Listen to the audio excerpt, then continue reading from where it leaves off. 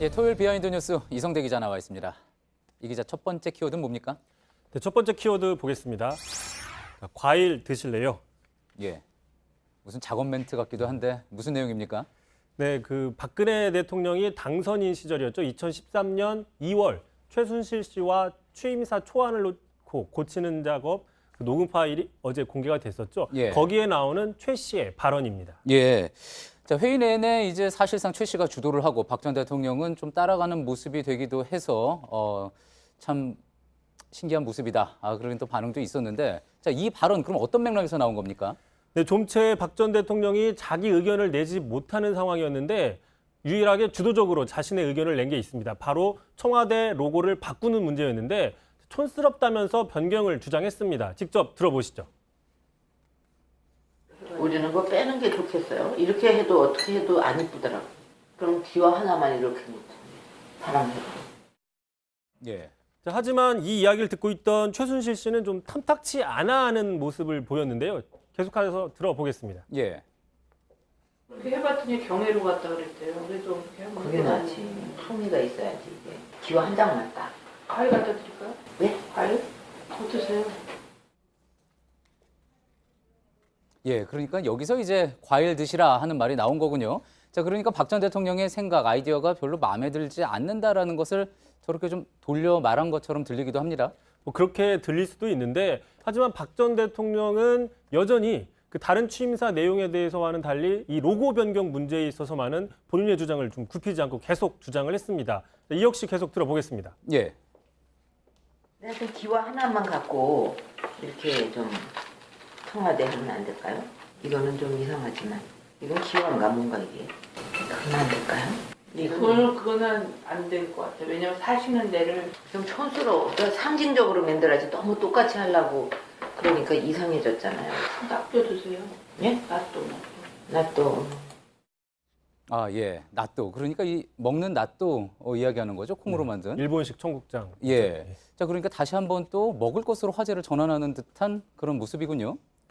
네, 그렇습니다. 그 당시 회의에서는 묵살되는 분위기였습니다. 하지만 결국 한 달 후에는 청와대 로고가 변경이 됐습니다. 실제로 지금 보시면요, 그 이명박 정부, 이전 정부인 이명박 정부는 이런 로고였었는데 결국 한 달 후 정도에 박근혜 정부에서는 좀 이런 식으로 바꿨습니다. 예. 그 밖에 있는 둥그런 테두리를 좀 없애고 글씨를 좀 키우는 식으로 변경을 한 겁니다. 조금 바뀌기는 했는데 뭐 아주 크게 바뀐 것 같지는 않고요. 참고로 이 로그 파일이 어제 공개가 되자 박 전 대통령 석방을 주장해왔던 이른바 태극기 세력들은 이 파일 역시 조작됐다. 이 가불관계가 좀 명확하게 보이는 이 파일 역시 조작됐다라고 지금 주장을 하고 있습니다. 시사저널에 공개한 이 음성 파일조차도 조작이 됐다. 그렇게 이야기를 한다면 사실 뭐 더 할 이야기는 없을 것 같습니다. 두 번째 키워드 볼까요? 자, 두 번째 키워드 바로 보겠습니다. 자, 이거 왜 이래? 예.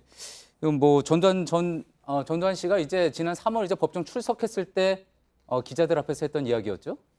그렇습니다. 그 5.18 광주 민주화운동 책임을 전혀 인정하지 않겠다. 바로 이 뜻을 이 한마디로 어떻게 보면 표현했다고 볼 수도 있는데, 자, 가해자부터도 벌써 이런 태도를 보이고 있으니까 지금 39년이 지난 지금도 여전히 진실규명이나 책임자 처벌, 뭐 치유와 화해가 안 되고 갈등이 이어지고 있는 상황이라는 뭐 분석입니다. 예. 그런 면에 있어서 전 씨도 문제지만 특히 이제 과거 두 전직 대통령이 5.18에 대해서 후보 시절과 또 그리고 대통령으로 당선이 된 이후에 발언이 또 태도가 바뀌어서 그 부분도 논란이 되지 않았습니까?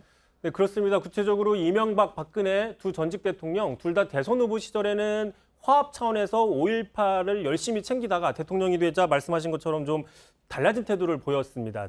대표적으로 이명박 대통령 그 대선 후보 시절에 광주 5.18 묘역을 찾아서 이렇게 얘기를 했습니다. 우리 역사에 이런 일이 없어서야 될 것 같다. 5.18이 일각에서는 미완성이라고들 하는데 이것을 완성하는 것이 바로 역사에 대한 반성이다라고 이야기를 했습니다. 하지만 당선되자마자 첫 해에만 기념식에 참석하고 내리 4년을 불참을 했습니다. 특히 그 임을위한 행진곡에 대한 재창을 못하게 하고 합창으로 바꾸면서 본격적으로 갈등을 촉발시켰죠. 예. 심지어는요, 2010년입니다. 2010년에는 임을위한 행진곡 재창을 막기 위해서 그 노래를 빼고 방아타령을 식순에 넣겠다라고 해서 상당히 논란이 된 적이 있습니다. 이 방아타령이라는 거는 뭐 즐거울 때 잔칫날 부르는 노래입니다.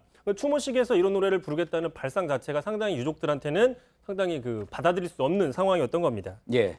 불과 몇 년 전만 해도 임을 위한 행진곡을 5.18 추모식에서 부르느냐, 재창을 하느냐, 않느냐 이 부분이 이제 논란이 되면서 또 기사거리가 되기도 하고 그랬었는데 이제 재창을 다 하고 있는 거잖아요. 오늘도 재창을 했고요. 그렇습니다. 당장 오늘 5.18 기념식 같은 경우에 보면요. 황교안 대표 같은 경우에 지난 2016년 총리 시절에는 그 정부의 재창 불허 방침에 따라서 주변 사람들이 부르든 말든 본인은 입을 굳게 닫고 있었습니다. 하지만 오늘 같은 경우에는 이렇게 손까지 흔들면서 열심히 따라 부르는 모습을 보였습니다.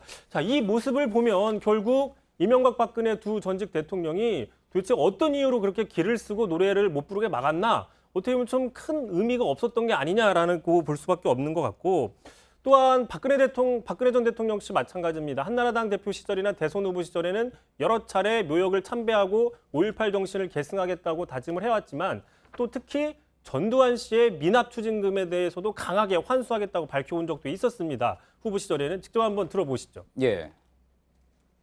전두환 전 대통령의 그 자녀 재산에 대해서 저희가 철저하게 추적을 한다고 노력을 했지만 미진했던 점에 대해서는 아쉽게 생각을 합니다. 앞으로도 더 노력을 해서 시효가 완성되는 일이 없도록 최선을 다하겠습니다. 하지만 저렇게 강한 의지를 보였지만 전 씨의 미납금은 지금 추징이 지지부진한 상황입니다. 자, 그러다 보니까 전 씨가 이거 왜 이래라는 얘기를 거리낌 없이 할 수 있는 상황이 만들어진 게 아니냐 이런 분석도 보일 수 있는데 결국 전임 대통령들이 약속과 달리 5.18을 대선 이후에 대통령이 된 이후에 정치적으로 이용을 하면서 화합과 치유, 진실규명 같은 게 좀 계속 늦어지고 있는 게 아니냐라고 볼 수도 있다는 분석입니다. 예. 잘 들었습니다. 비하인드 뉴스 이성대 기자였습니다.